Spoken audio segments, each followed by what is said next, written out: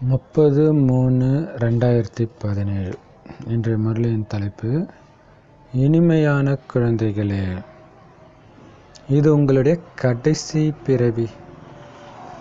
அதனால் விகாரங்களின் சந்நியாசம் செய்யுங்க.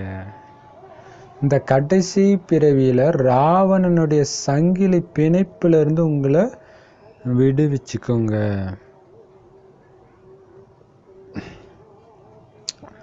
ஏன்னா ராவணன் உங்களை சங்கிலியில் கட்டி போட்டு வச்சிருக்கிறான், விகாரம்ன்ற சங்கிலியில். இப்போ முடிஞ்சிருச்சு. விகாரத்தினால கிடைத்த அல்பகால சுகம் ப்ளஸ் பயங்கரமான துக்கம் எல்லாத்துக்குமே இப்போ முடிவு வந்துடுச்சு. ஏன்னா இதுதான் கடைசி பிரிவு. இப்போ நீங்கள் எவ்வளோ சீக்கிரமாக டக்குன்னு வெளியே வந்து அடுத்த கல்பத்துக்கான பொக்கிஷத்தை பாபாவுடைய நினைவில் இருந்து சேமிக்கிறீங்களோ அந்த அளவுக்கு உயர்ந்த பதவி கிடைக்கும். ஆனால் அதுக்கு அடிப்படை தகுதியாக விகாரங்களை நீங்கள் சந்நியாசம் செய்யணும், விடணும். அதனால் ராவணன் சங்கிலியிலிருந்து உங்களை நீங்களே விடுவிச்சுக்கோங்க. பாபா வழி சொல்கிறார். கேள்வி: பாபாவுடைய உதவி எந்த குழந்தைங்களுக்கு கிடைக்குது? தந்தை எந்த குழந்தைங்க மேலே திருப்தியாக இருக்கிறார்? பதில்: உண்மையான உள்ளம் கொண்டவர்களுக்கு தந்தையின் உதவி கிடைக்குது. உண்மையான உள்ளம் கொண்டவர் மீது இறைவன் திருப்தியா இருக்கிறாரு. யார் தந்தையுடைய அனைத்து வழிகளையும் நடைமுறைப்படுத்துறாங்களோ அவங்க மேலதான் பாபா திருப்தியா இருக்கிறாரு. அதனால நினைவுல இருந்து தூய்மையாகி சேவை செய்யுங்க. மற்றவங்களுக்கு வழிகாட்டுங்க.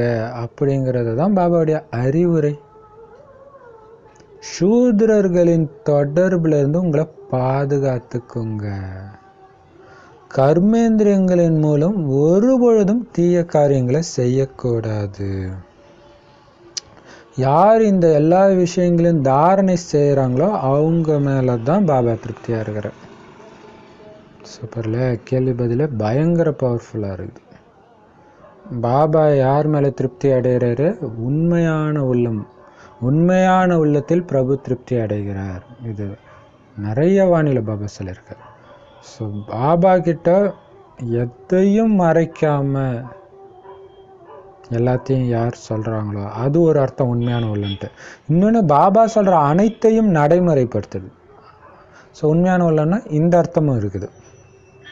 அவங்க மேலே தான் பாபா திருப்தி இருக்கு. அதாவது பாபாவுக்கு உண்மையாக இருக்கிறவங்க, பாபா சொல்கிறது அப்படியே கேட்குறவங்க தான் பாபாவுக்கு உண்மையாக இருக்கிறாங்கன்னு அர்த்தம் இல்லையா?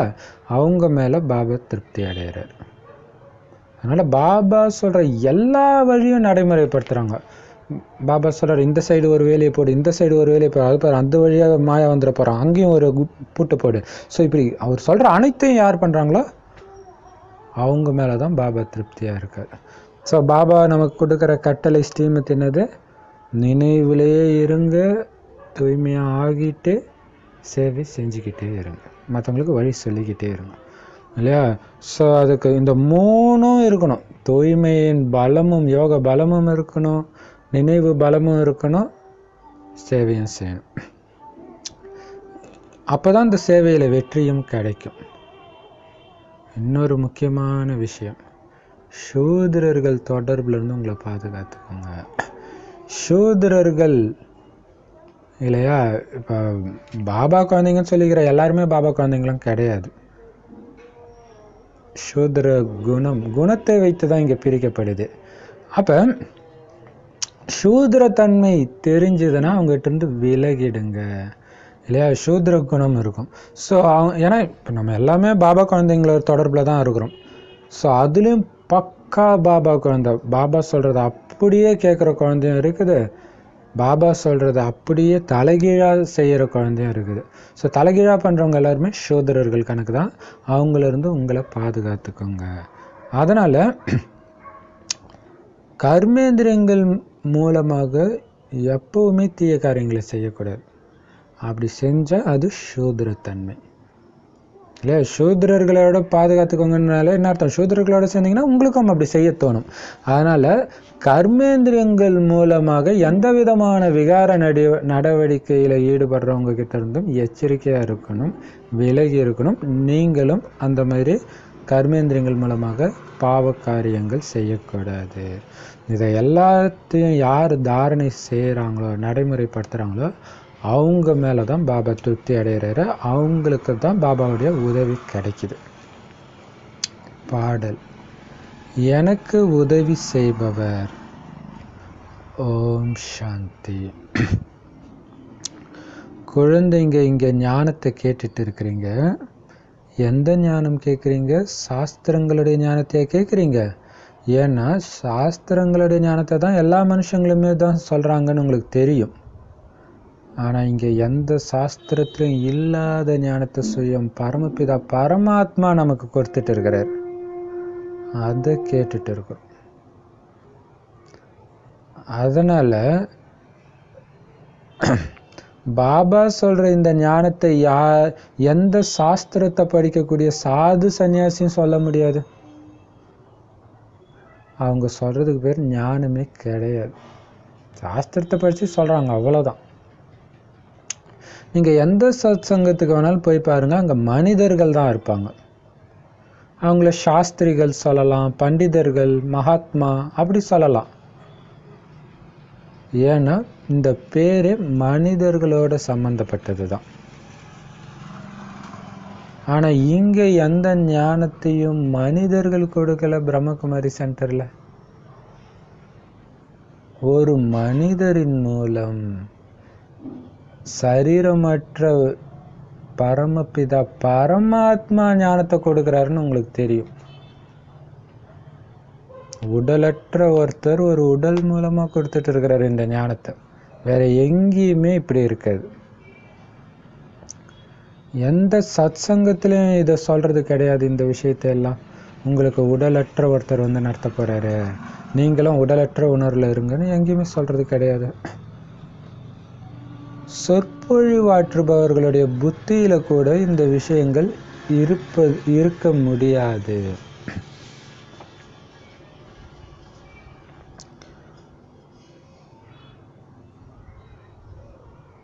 நமக்கும் இந்த ஞானத்தை கொடுத்துட்டு இருக்கிறவர் எந்தோ மனிதனும் கிடையாது, உயர்ந்த தேவதையும் கிடையாது. யார் கற்றுக் கொடுக்குறாரோ? கடவுள் கற்றுக் கொடுக்குறார். மற்றபடி சொற்பொழிவாற்றவங்களுக்கு கூட கடவுளே வந்து சொல்லி கொடுப்பாருன்றது அந்த விஷயமே அவங்க புத்திக்கே எட்டாதுன்றார். நமக்கு தேவதைகளும் கற்றுக் கொடுக்கல, மனிதர்களும் கற்றுக் கொடுக்கல, சாது சன்னியாசியும் கற்றுக் கொடுக்கல. இப்போ தேவதா தர்மமே கிடையாது. இருந்தாலும் சூக்ஷ்ம பதனவாசிகளான பிரம்மா விஷ்ணு சங்கருடைய பேர் பாடப்படுது. லக்ஷ்மி நாராயணன் முதலான எல்லோருமே தெய்வீக குணங்களுடைய மனிதர்கள் தான்.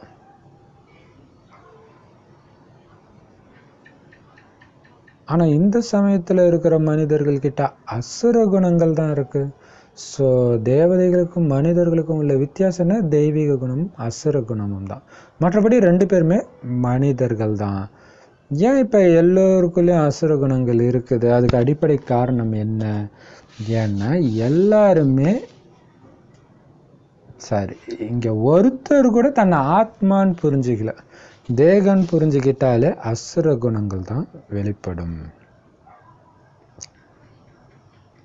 நமக்கு இந்த பிரம்மா மூலமாக பரமாத்மா ஞானத்தை கொடுத்துட்டு இருக்கிறாரு. ஆனா அவங்க என்ன சொல்லுவாங்க? மற்ற சத் சங்கத்துல இந்த மகாத்மா, இந்த சாஸ்திரி நமக்கு கதை சொல்லிட்டு இருக்காருன்னு புரிஞ்சுக்கோங்க. வேத சாஸ்திரங்கள் தான் அவங்க சொல்லிட்டு இருக்கிறாங்க, கீதை சொல்றாங்க. ஆனா நான் உங்களுக்கு அந்த மாதிரி சாஸ்திரங்கள் எல்லாம் சொல்லல.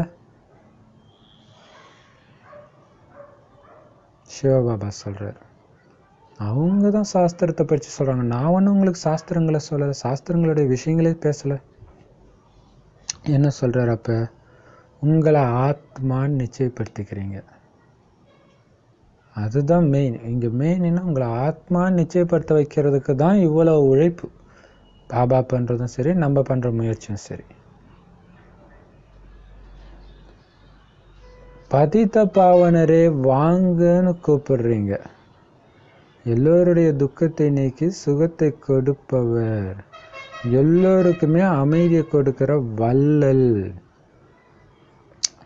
எல்லோருக்கும் முக்தி ஜீவன் முக்தி வழங்குகிற வள்ளல். இந்த மகிமை எதுவும் ஒரு மனிதனுக்கு இருக்க முடியாது. இந்த மகிமையை கொண்டவர் மனிதராக இருக்க முடியாது. எல்லோருடைய துக்கத்தையும் எந்த மனிதர் நீக்க முடியும்? எந்த மனிதர் எல்லோருக்கும் சொர்க்கத்துக்கான ஆஸ்தியையும் முக்தியையும் கொடுக்க முடியும்? மனிதர்கள் அதிகாலையில் எழுந்திரிச்சு எவ்வளோ பக்தி செய்கிறாங்க, எல்லா மதத்துக்காரங்களுமே. சிலர் பஜனை பாடுறாங்க, கதா கலாச்சாரம் செய்கிறாங்க. இது எல்லாம் பக்தி மார்க்கம். பக்தி மார்க்கத்தவர்களுக்கு அவங்க இருக்கிறது பக்தி மார்க்கம் அப்படின்னும் தெரியாது. அது பக்தி மார்க்கம்னா என்னன்னு அவங்களுக்கு தெரியாது. பக்தி மார்க்கம்னா என்ன, ஞான மார்க்கம்னா என்ன அப்படிங்கிற வித்தியாசம் அவங்களுக்கு தெரியாது. இந்த பாட்டு பாடுறது, கதை சொல்கிறது, இது எல்லாமே இதாகிடுது பக்தி மார்க்கம். இங்கே ஞானம், ஆத்மான்னு உணர்ந்து பாபாவை நினைவு செய்கிறது.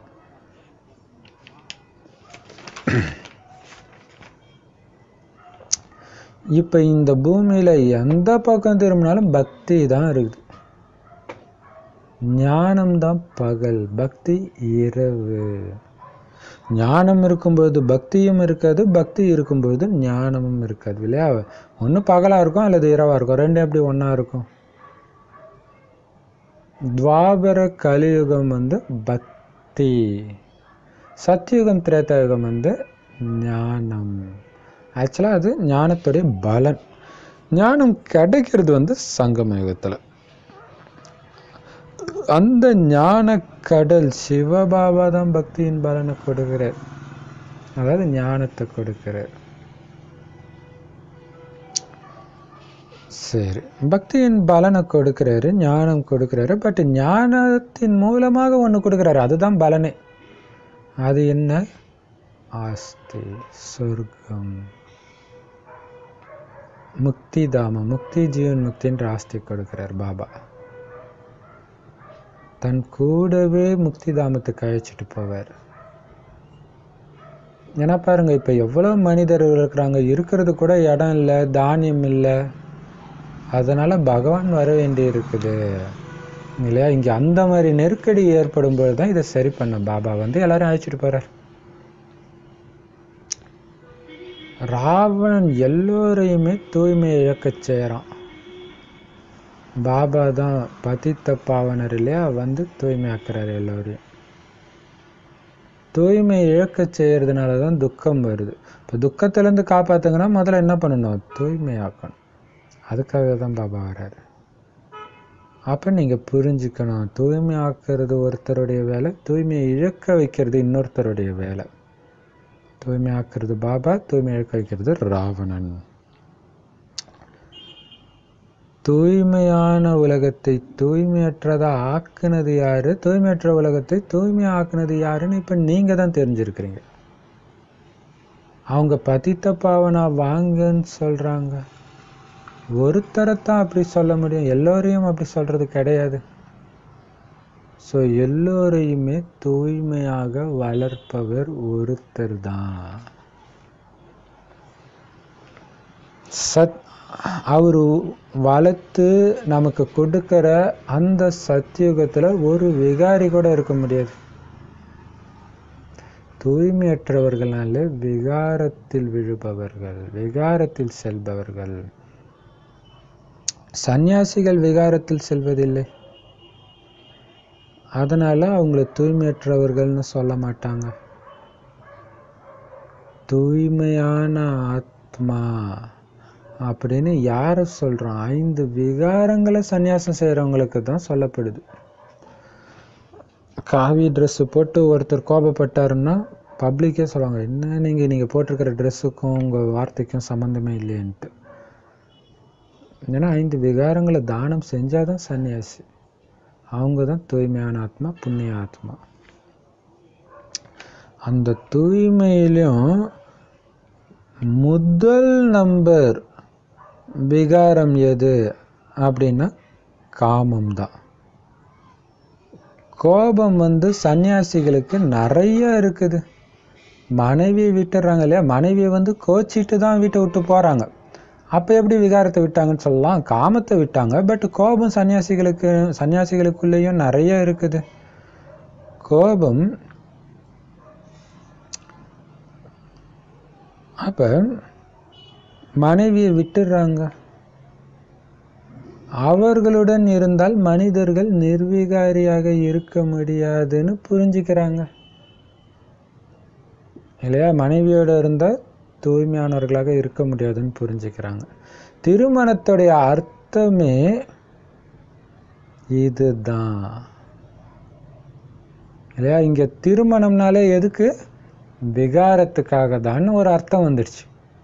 ஆனா சத்தியுகத்துல இந்த மாதிரி சட்டம் கிடையாது இல்லையா? விகாரத்துல செல்லல அப்படின்றத சொல்லியே கூட டைவர்ஸ் வாங்க முடியும். ஸோ அந்த மாதிரி இப்போ இந்த உலகத்துடைய சட்டம் இருக்குது கலியுகத்தில். ஆனால் அங்கே அப்படியெல்லாம் கிடையாது. சத்தியுகத்தில் விகாரமே இருக்காது. ஏன்னா அங்கே தூய்மையற்றவர்கள் யாருமே கிடையாது. அங்கே கல்யாணம் நடக்கும், ஆனால் தூய்மையற்ற திருமணம் கிடையாது. ஸோ அங்கே திருமணத்துக்கு விகாரம்ன்ற அர்த்தமே கிடையாது. தேவதைகளுடைய மகிமை தான் அனைத்து குணங்களிலும் நிறைந்தவர்கள், சம்பூர்ண நிர்விகாரிகள் சொல்றது. அப்ப அனைத்து குணங்கள், தெய்வீக குணங்கள் நிரம்ப பெற்றவர்களாக இருப்பாங்க. கொஞ்சம் கூட விகாரம், நேற்று சொன்னார்ல வீண் விஷயம்னா என்னன்னே தெரியாத வெகுளி ஆயிடுங்கன்ட்டு. ஸோ வீண் விஷயம்னாலும் என்னன்னு தெரியாது, விகாரம்னாலும் என்னன்னு தெரியாத வெகுளிகளாக அவங்க இருப்பாங்க. அதனால்தான் தேவதைகளுக்கு அந்த மகிமை, சக்தி எல்லாமே. ஸோ உங்களுக்கு அந்த சக்தி வேணா நீங்களும் அந்த மாதிரி ஆகுங்க அப்படின்னு சொல்லியிருந்தாரு. ராவண ராஜ்யமே துவாபர யுகத்துல இருந்து தான் ஆரம்பமாகுது. இப்ப பாபா சொல்றாரு சத்தியுகத்துக்கு போகணும், விகாரங்களற்ற உலகத்துக்கு அதிபதி ஆகணும்னா காமத்தை வெல்லுங்கள், காமத்தை வெல்லுங்கள் சொல்றாரு. ஆனா காமத்தை வெல்றதுக்கு சக்தி வேணும்ல. உடலால தூய்மையா இருந்தாலும் மனதில் கூட விகார எண்ணம் வராம இருக்கணும்னா அது அந்த சக்தி உங்களுக்கு எப்படி வரும்? பாபாவை நினைவு செய்வதன் மூலமாக உங்களுக்கு கிடைக்கும். ஸோ என்னை நினைவு செஞ்சா, தூய்மையான அந்த சத்தியுகத்தை நினைவு செஞ்சா கண்டிப்பா நீங்க தூய்மையற்றவராக ஆக மாட்டீங்க. உங்க புத்தியில ஒரு கண்ணுல பாபா, ஒரு கண்ணுல ஆஸ்தி, அப்பா ஆஸ்தி. பாபாவை நினைவு செய்யுங்க இல்லையா? ஸ்ரீகிருஷ்ணர் குழந்தையா கையில சொர்க்கத்தை வச்சு பார்த்துட்டு இருக்கிற மாதிரி அப்படி பாருங்க, சொர்க்கத்தை பாருங்க, அதை கொடுத்த பாபாவை பாருங்க. இந்த நினைவே இருந்துகிட்டே இருந்துச்சுன்னா தூய்மையற்றவர் ஆக மாட்டீங்க. ஏன்னா ஒரு விகார எண்ணம் வந்தால் கூட அந்த பதவி குறைஞ்சிக்கிட்டே வருது. அப்போ அந்த எச்சரிக்கை இருக்கும், அப்போ தூய்மை இழக்க மாட்டீங்க. சமயுக்தி இன்னைக்கு இல்லையா? தூய்மையான உலகத்தை நினைவு செய்யுங்கன்றார். அது எவ்வளவு சுகமா இருக்கும் அந்த உலகம் இல்லையா? எல்லாருமே பரிசுத்தமா இருப்பாங்க, பயங்கர அழகா இருப்பாங்க. ஆனா யாருடைய கண்ணிலும் விஷம் இருக்காது, விகாரம் இருக்காது, பொறாமை இருக்காது, வெறுப்பு இருக்காது. அப்ப எவ்வளவு நல்லா இருக்கும். எல்லாருக்கும் யாரை பார்த்தாலுமே சந்தோஷம் இருக்கும், குழந்தைங்க மாதிரி இல்லையா? அதை நினைவு செய்யுங்க, தூய்மை இழக்க மாட்டீங்க. சக்கரத்தையும் நினைவு செய்யுங்க, அப்பயும் இழக்க மாட்டீங்க. ஏன்னா அந்த விகாரத்துல விழும்போது தான் நான் துக்கத்தையே அடைஞ்சேன் அப்படின்ற எச்சரிக்கை வரும்போதும் தூய்மை இழக்க மாட்டீங்க. நான் தூய்மையான உலகத்தை ஸ்தாபனை செய்ய வந்திருக்கிறேன். இன்னொரு விஷயம், ஒரு தந்தையுடைய குழந்தைங்க, பிராமணிகளான நீங்க ஒருத்தருக்கு ஒருத்தர் சகோதர சகோதரி. இந்த விஷயம் எதுவரை யாருடைய புத்தியும் நல்லா பதியலையோ அதுவரை அவங்களால விகாரங்கள்லேருந்து விடுபடவே முடியாது. 2 விஷயம் ஆழமாக பதியணுன்றார். நான் பாபா குழந்தைன்னு சொல்றீங்க. ஏன் பாபா குழந்தை? பாபா எதுக்கு வந்திருக்கிறாரு? தூய்மையான உலகத்தை படைக்க. இப்போ தூய்மையற்ற விஷயத்தை நீங்கள் செய்யறீங்க நினைக்கிறீங்கன்னா நீங்கள் எப்படி பாபா குழந்தைன்னு சொல்ல முடியும்? அது ஆழமாக பதியணும். அடுத்தது, அப்புறம் தூய்மையான உலகத்தை படைக்கிறதுல பாபாவோடு சேர்ந்து நீங்களும் ஒத்துழைப்பு கொடுக்குறீங்கன்னா நீங்கள் தூய்மையாக இருந்தால் தான் அதை பண்ண முடியும். அடுத்த முக்கியமான விஷயம், பாபா குழந்தைன்னு சொல்கிறீங்கன்னா உங்களுக்குள்ள நீங்களும் பாபாவுடைய குழந்தை, மற்றவங்களும் பாபாவுடைய குழந்தை. கணவன் மனைவி இருந்தால் கணவனும் பாபா குழந்தை, மனைவியும் பாபாவோட குழந்தை. இப்போ 2 பேருமே பிராமணிகளாக ஆகுறீங்கன்னா 2 பேரும் ஒருத்தருக்கு ஒருத்தர் சகோதரியாச்சே. ஆனால் இது உங்களுக்கு நல்ல பதியணும். புத்தியில் பதியாத வரைக்கும் விகாரத்துலேருந்து விடுபட முடியாது. அப்போ விகாரத்தில் போகிறீங்கன்னா உங்களுக்கு இன்னும் ஆழமாக அது பதியலை. உங்கள் தங்கச்சி உங்கள் அண்ணன் அப்படின்ட்டு பதியலை அப்படின்னு சொல்கிறார். அதுதான் நிச்சய புத்தி. அப்போ பாபா சொல்கிறதுல நிச்சய புத்தி. பாபா சொல்கிறார், நீ என் குழந்தை, அதுவும் என்னோட குழந்தை, நான் உன்னோட அப்பா. ஸோ அந்த நிச்சய புத்தி இருந்துச்சுன்னா இல்லையா, அது இல்லாத வரைக்கும் உங்களால் விகாரங்கள்லேருந்து விடுபட முடியும். ஸோ நிச்சய புத்தி தான் மாயா கிட்ட வந்து உங்களை ஜெயிக்க வைக்குது. எதுவரை நீங்கள் பிரம்மாவுடைய குழந்தையா ஆகலையோ அது வரைக்கும் தூய்மை அடையிறது கஷ்டம், ரொம்ப ரொம்ப கஷ்டம். ஏன் கஷ்டம்? உதவி கிடைக்காது.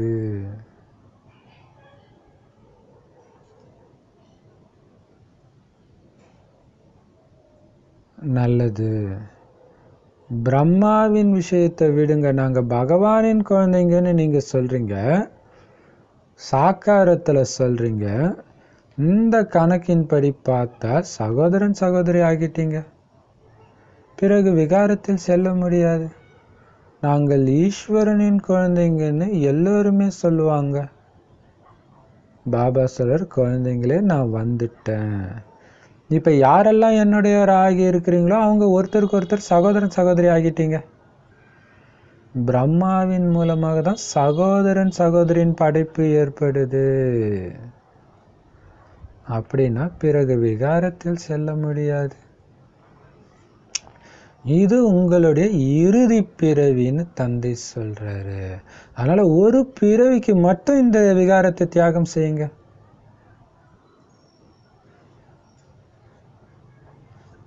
முழுக்க முழுக்க தூய்மை பற்றியே இன்னைக்கு பாபா ஆழமாக சொல்றாரு இல்லையா. இப்போ பாபா சொல்றாரு, பிரம்மாவுடைய குழந்தை ஆகாத வரைக்கும் தூய்மை அடைகிறது கஷ்டன்றார்.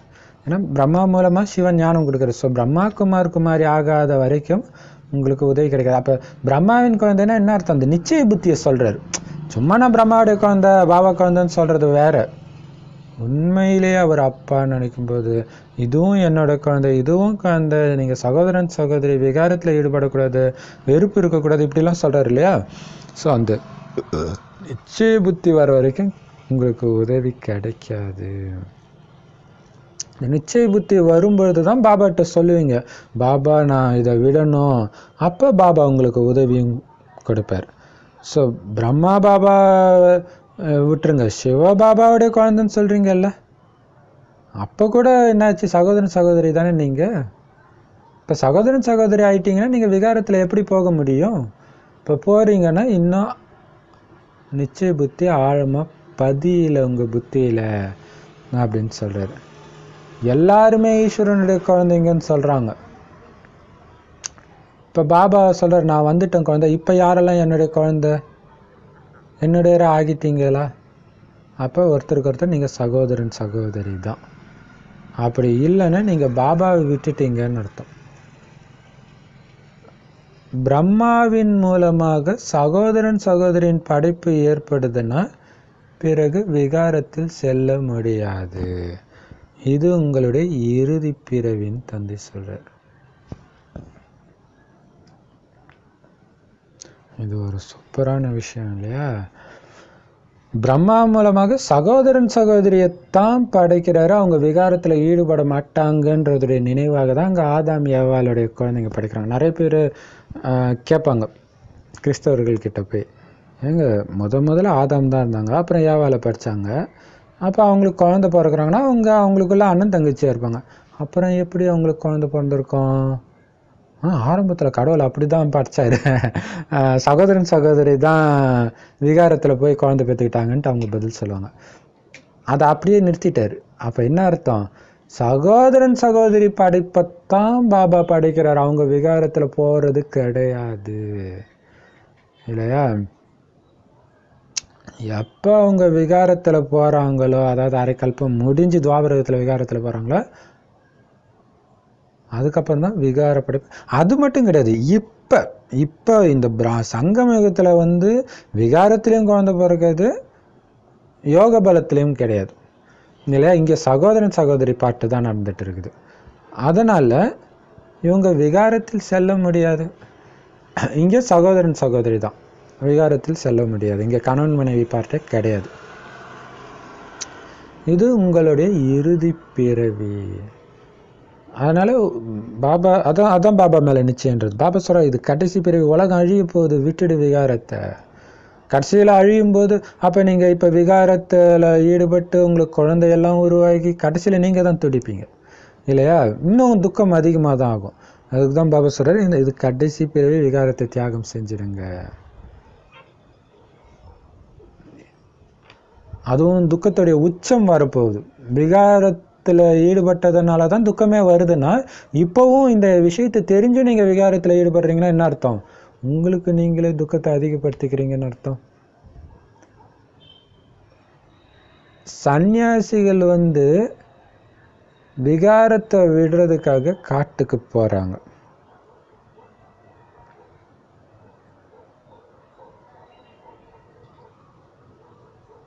அல்லது காட்டுக்கு போகிறதுக்காக விகாரத்தை விடுறாங்க. ஆனால் நீங்கள் தூய்மையான உலகம் அல்லாவின் பூந்தோட்டத்துக்கு போகிறதுக்காக விகாரத்தை விடுறீங்க. அவங்க காட்டுக்கு போகிறாங்க, நீங்கள் பூந்தோட்டத்துக்கு போகிறீங்க, சொர்க்கத்துக்கு போகிறதுக்காக விகாரத்தை விடுறீங்க. அவங்களுக்கு எதுவும் அடையக்கூடிய ஆஸ்தியோ லட்சியமோ கிடையாது, இருந்தாலுமே அவங்க வைராக்கியமாக விகாரத்தை விடுறாங்கன்னா நீங்கள் விடக்கூடாது. சன்னியாசிகளுக்கு எதுவும் சபலம் கிடையாது. அதனால தான் இல்லறவாசிகள் அவங்களுக்கு நிறைய மதிப்பு கொடுக்குறாங்க இல்லையா? நிறைய சன்னியாசிகளை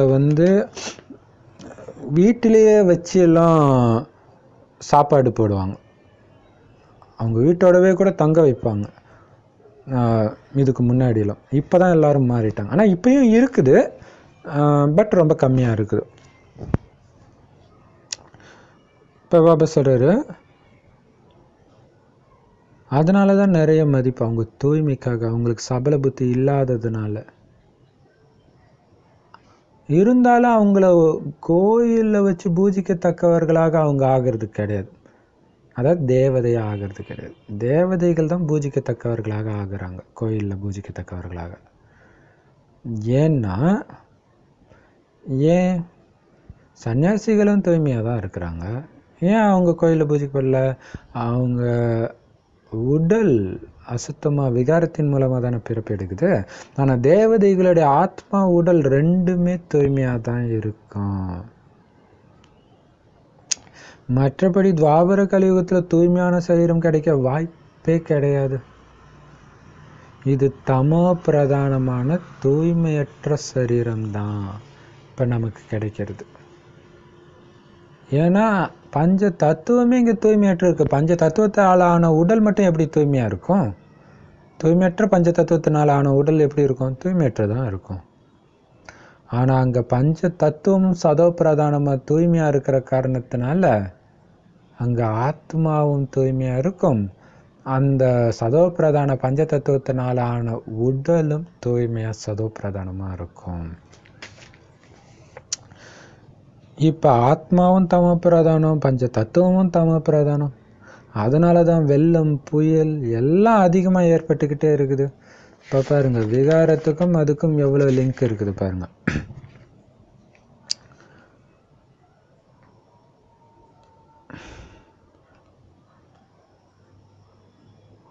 பிறருக்கு துக்கம் கொடுக்கிறது தமோ குணமாகும். சத்தியுகத்துல தத்துவங்கள் கூட யாருக்குமே துக்கம் கொடுக்காது. ஏன் இங்க பஞ்ச தத்துவம் தமோ குணம்னு சொல்றாரு? அது துக்கம் தானே கொடுக்குது. கடுமையான வெயில், புயல், வெள்ளம், அங்க பஞ்ச தத்துவமும் துக்கம் கொடுக்காது. அதனால்தான் சதோ பிரதானன்றார். இந்த சமயம் மனிதர்களுடைய புத்தியே தமோ பிரதானமா இருக்குது. சதோ ரஜோ தமாவிலும் கூட கண்டிப்பா எல்லோரும் வந்துதான் ஆகணும். பஞ்ச தத்துவமும் வந்துதான் ஆகணும். அப்படி இல்லைன்னா இது எப்படி பழைய உலகமா மாற முடியும்? பழைய உலகமா மாறினா தானே இதை புதுசாக்கிறதுக்கு பாபா வர முடியும். ஸோ நாடகத்துல அனைத்தும் சரியாக நன்மைக்காகவே நடக்குது. யாருடைய தப்பும் கிடையாது. இப்ப பாபா சொல்றார், குழந்தை நீ தூய்மை இழந்துதான் ஆகணும், இழந்துட்ட.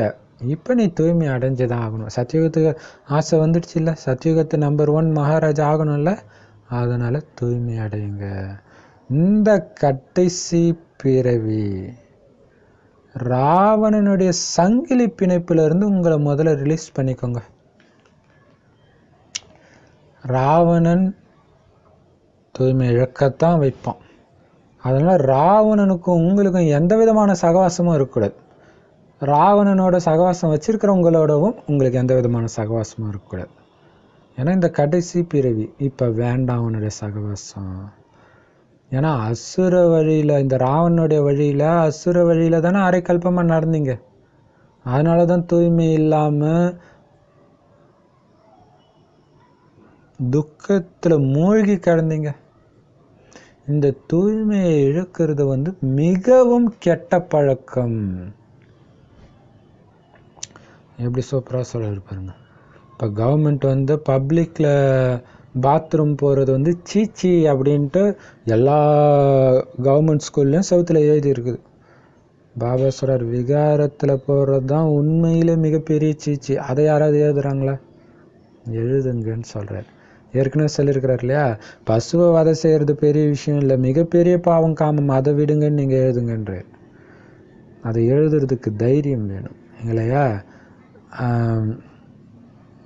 இப்ப பாபா சொல்றாரு, ஆனா அது சொல்லியே ஆகணும். சொன்னாதான் மக்கள் எழுந்திருப்பாங்க. என்னென்னமோ சொல்றோம், நினைவு பண்ணோன்றோம், இது பண்ணோன்றோம், அவங்களுக்கு யோசிக்க மாட்டாங்க. காமத்தை விடுங்கன்னா டக்குன்னு யோசிப்பாங்கல்ல. ஸோ அதை பண்ணணும். அதை பண்ணுறதுக்கு தைரியம் வேணும், யுக்தியும் வேணும். ஏன்னா அதை பண்ண விடாமல் தடுக்கிறதுக்கு நிறைய பேர் இருப்பாங்க. ஸோ யுக்தியாக அதையும் பண்ணணும். நீங்கள் அதை பண்ணியே ஆகணும், வேறு வழி கிடையாது. இப்போ பாபா சொல்கிறார், ஏன்னா இதுதான் மிகப்பெரிய கெட்ட பழக்கம். எல்லாத்துலேயும் மிகப்பெரிய எதிரி உங்களுக்கு யாருன்னா இந்த காமம் தான். அதுவும் இப்போல்லாம் பார்த்தீங்கன்னா ரொம்ப சின்ன வயசுல விகாரத்தில் போயிடுறாங்க. ஏன்னா அந்த மாதிரி தொடர்பு கிடைக்குது. ஏன்னா கர்ம கணக்கு வருது இல்லையா? முந்த ஜென்மத்தில் விட்டவங்க எல்லாம் நம்ம சின்ன வயசுல பிடிச்சிட்டாங்கன்னா என்ன பண்ணுறோம்? சின்ன வயசுல விகாரத்தில் போயிடுறாங்க. ஏன்னா இப்போ இருக்கிற டைமே அந்த மாதிரி. கண்டிப்பாக எல்லோருமே தூய்மை இல்லாதவர்களாக ஆகிதான் ஆகணும். அதனால இப்போ ரொம்ப இல்லையா? இப்போ பார்த்தீங்கன்னா இன்டர்நெட் டெக்னாலஜி, எல்லார் கையிலையும் செல்ஃபோனு, விகாரம் எல்லார்கிட்டையும் ஈஸியாக வந்துடுச்சு மாயா. ஆனால் தூய்மை இழந்து தான் ஆகணும் எல்லாருமே. இந்த டைம் அந்த மாதிரி தமோ பிரதான உச்சத்தில் இருக்குது. சந்நியாச தர்மத்துடைய பாகம் கூட நாடகத்தில் இருக்குது.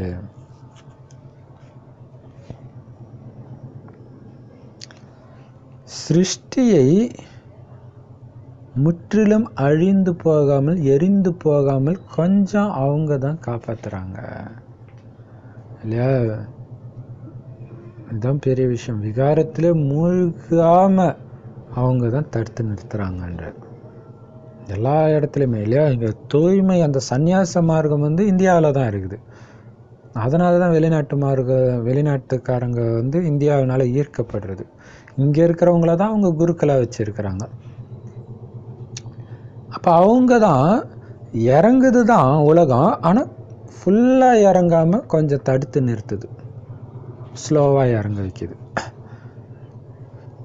அதனால் அவங்களுடைய பார்ட்டும் முக்கியமான பார்ட் நாடகத்தில் இருக்குது, சன்னியாசிகளுடைய பார்ட். ஆனால் அவங்க சொர்க்கத்துக்கு வர மாட்டாங்க. எவ்வளோ பெரிய தியாகம் இல்லையா? இப்போ ஸோ அப்பாவை தெரிஞ்சுக்கிறதுனால கிடைக்கிற கிஃப்ட்டு தான் இது எல்லாமே. இப்போ இந்த நாடகத்தையும் கூட குழந்தைங்க நீங்கள் தான் தெரிஞ்சுக்கிறீங்க. கிறிஸ்தவ தர்மத்துக்கு இத்தனை வருஷம் ஆகி இருக்குது. ஆனால் கிறிஸ்தவ தர்மம் எப்போ அழியும்னு தெரியாது. ஏன்னா கலியுகம் இன்னும் 40,000 வருஷம் நடக்க வேண்டி இருக்குதுன்னு சொல்லிட்டு இருக்கிறாங்க.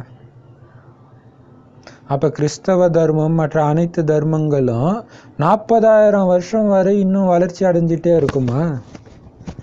இல்லையா? எப்படி சூப்பராக கேட்குறாரு பாருங்க. இப்போ 5,000 வருஷத்திலேயே இடம் நிரம்பி போயிடுச்சு அப்படின்னா 40,000 வருஷத்தில் என்ன ஆகும் யோசிச்சு பாருங்க. சாஸ்திரங்களில் நிறைய கட்டுக்கதை கட்டிட்டாங்க. பல லட்சம் வருஷம் அப்படி இப்படின்னு சொல்லிட்டாங்க. டிவியில் கூட அடிக்கடி பார்த்தா இதே தான் சொல்லின்னு இருப்பாங்க. உலகத்தின் ஆயுள் இத்தனை லட்சம் ஆண்டுகள்,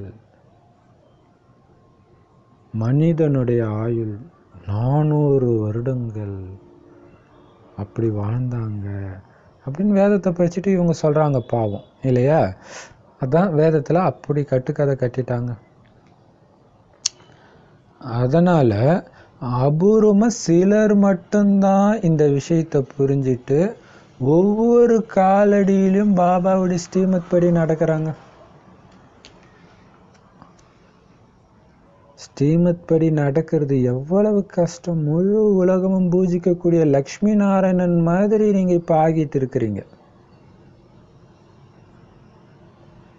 இத வரிசை கிரமமா தெரிஞ்சிருக்கிறீங்க. என்ன நினைவு செய்யுங்க, வீட்டை நினைவு செய்யுங்கன்னு பாபா சொல்றாரு. வீடுன்னா உடனே ஞாபகம் வருது இல்ல? மனிதர்கள் 8-10 வருஷம் வெளியூருக்கு போயிட்டு திரும்பி வராங்கன்னா நாம் நம்மளுடைய பிறந்த வீட்டுக்கு போயிட்டு இருக்கிறோம்னு குஷி ஏற்படுது. அது வெறும் 5-10 வருஷத்துக்கான பிரயாணம்தான். அதனால் அந்த வீட்டை மறக்கலை. ஆனால் இங்கே 5,000 வருஷம் ஆயிடுச்சு, அதனால் சுத்தமாக மறந்துட்டீங்க. இல்லைன்னா உங்களுக்கு பயங்கர குஷி ஏற்படும்ன்றார். கரெக்ட் தானே? இப்போ நம்ம உதாரணத்துக்கு பார்க்கலாம் இல்லையா? நிறைய இடங்களில் பெரிய பெரிய விஐபிக்கள் அப்படிலாம் இருந்து அவங்களுக்கு ஒரு வேளை அப்பா அம்மா இல்லை அப்படின்னா, ஷாருக் கான் கூட அப்படி இருந்துச்சுன்னு நினைக்கிறேன். ஸோ அது மாதிரி நிறைய இடத்துல இருக்குது. என்ன அப்படின்னா, ஃபேமஸ் ஆனதுக்கு அப்புறம் திடீர்னு வந்து நான் தான் உங்கள் அப்பா அம்மா அப்படின்னு சொல்லும்போது அன்பு ஏற்படாது. ஏன்னா பல வருஷம் ஆயிடுச்சு, பிரிஞ்சிச்சு. ஆனால் ஒரு 5-10 வருஷம் முன்னாடி மட்டும் அப்பா அம்மா விட்டு வெளிநாட்டுக்கு போனால் அந்த பற்று இருக்கும், குஷி இருக்கும். அப்பா அம்மாவை பார்க்க போகிறேன்ட்டு பிறந்ததுலேருந்து ரொம்ப சின்ன வயசில் பார்த்தது அப்புறம் இல்லவே இல்லைன்னா பற்றும் இருக்காது, அன்பும் இருக்காது, குஷியும் இருக்காது. அந்த மாதிரி தான் இது அப்படின்னு சொல்கிறார். மறந்துட்டீங்க அப்படின்னு சொல்கிறார். ஸோ அதனால் இந்த விஷயத்தில் ஒரு சிலர் தான் கரெக்டாக புரிஞ்சுட்டு பாபாவுடைய வழிபடி நடக்கிறாங்க. ஸோ பாபா சொல்கிறல சொர்க்கத்துக்கு போகணுன்ற அந்த போதை ஏற்றிக்குங்க, வீட்டுக்கு போகணுன்னா உங்களுக்கு குஷி ஏற்படணுன்றார். உலகம் அழிய போகுது, உங்களுக்கு குஷி அதிகரிக்கணும்னு வரும் வானிலை. உலகம் அழிய போது குஷி அதிகரிக்கணும் ஐயா, ஏன்னா வீட்டுக்கு போகிறீங்கன்ற அந்த ஞானம். ஸோ அதுதான் பாபா சொல்கிறார். 5,000 வருஷம் ஆனதுனால சுத்தமாக அது உங்கள் வீடுன்றதே மறந்துட்டீங்க. ஸ்ரீமத் படி நடக்கிறது கஷ்டம்தான். ஆனால் முழு உலகமும் பூஜை செய்யக்கூடிய லக்ஷ்மி நாராயணன் ஆகணும்னா சாதாரண விஷயமா?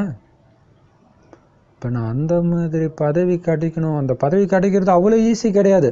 அப்போ அது போகிற வழியும் கஷ்டமாக தான் இருக்கும்.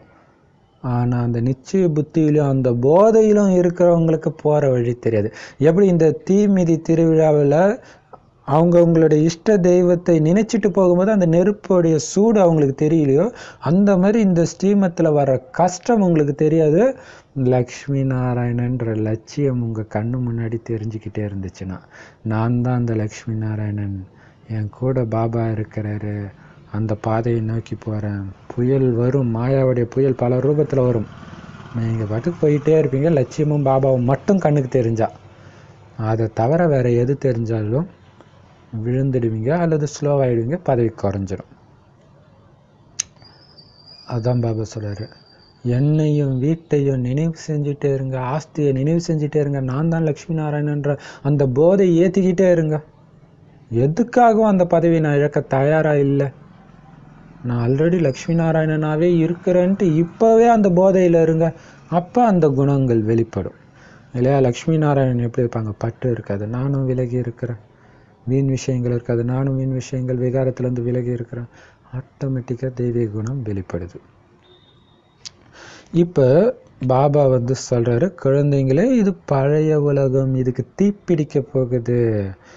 யாருமே தப்பிக்க போகிறது கிடையாது. எல்லோருமே இறக்கணும். அதனால் இந்த அழுகி போன உலகம் மற்றும் துர்நாற்றம் எடுத்த சரீரத்தின் மேலே அன்பு வைக்காதீங்க.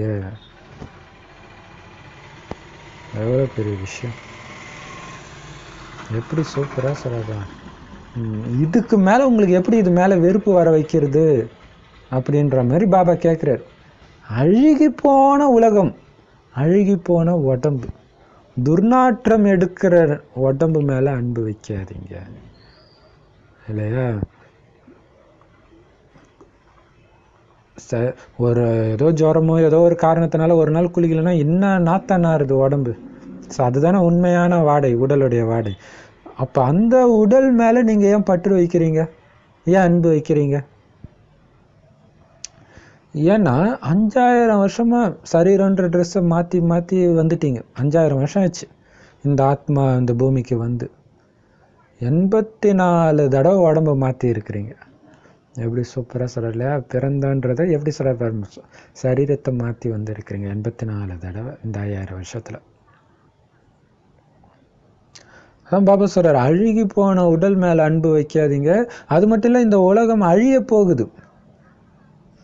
அதாவது எனக்கு சரியாக சடங்கு தெரில, ஆனால் இப்படி தான் பண்ணுவாங்கன்னு நினைக்கிறேன். இறந்துட்டாங்கன்னா அவங்களுக்கு கொல்லி வைக்கும்போது பார்க்காம வச்சுட்டு அப்படி திரும்பி போயிடுவாங்க. அதை தான் பாபா இங்கே சொல்ல, செத்து போச்சு உலகம், நெருப்பு வைக்கிற வேலை தான் மீதி. பார்க்காம நெருப்பு வச்சுட்டு போயிட்டே இரு, பற்று வைக்காத. அதான் சொல்ல, யாருமே தப்பிக்க மாட்டாங்க. உலகமே அழிஞ்சு 2 பேர் மட்டும் இருப்பீங்களா? எதுக்கு உடல் மேலே அன்பு வைக்கிறீங்க? வைக்காதீங்க. 84 பிறவி முடிச்சிட்டீங்க. அதனால தான் இப்போ நான் வந்திருக்கிறேன், அழைச்சிட்டு போகிறதுக்கான வழியை சொல்கிறேன். உங்களுடைய நடிப்பின் பாகம் முடிஞ்சிடுச்சுன்னா எல்லாருடைய பாகமும் முடிஞ்சிச்சுன்னு தான் அர்த்தம். உங்களுடைய ஆதாரத்தில் தான் உலகமே இயங்கிட்டு இருக்குது, பிராமணர்களின் ஆதாரத்தில். இந்த ஞானத்தை நீங்கள் தாரணை செய்யணும். முழு ஞானமும் உங்கள் புத்தியில் இருக்குது. தந்தை மூலமாக ஞானம் நிறைஞ்சவராக ஆகிறதன் மூலமாக தான் முழு உலகத்துடைய எஜமானனாக ஆகிடுறீங்க. முழு உலகமும் புதுசாகவும் ஆகிடுது. எப்படி? இந்த ஞானம் நிறைந்தவராக ஆகிறதன் மூலம், ஞான ஸ்வரூபமாக ஆகிறதன் மூலமாக. ஸோ அந்த ஞானத்தின் தாரணை ஸ்வரூபமாக நீங்கள் ஆகிட்டீங்க அப்படின்னா என்ன ஆகும்? உலகத்துக்கே எஜமானன் ஆகிடுங்க. என்னென்னமோ அந்த பழைய உலகம் உங்களுக்கு புயலை கொடுக்கும், ஆனால் நீங்கள் ஆடாமல் அசையாமல் இருப்பீங்க. ஞான ஸ்வரூபத்தில் இருக்கும்போது, ஞானத்தை வைத்து யோகா ப்ராக்டிஸில் நிலைச்சி இருக்கும் பொழுது, அப்படி தான் உலகத்தின் எஜமானாக ஆகுறீங்க.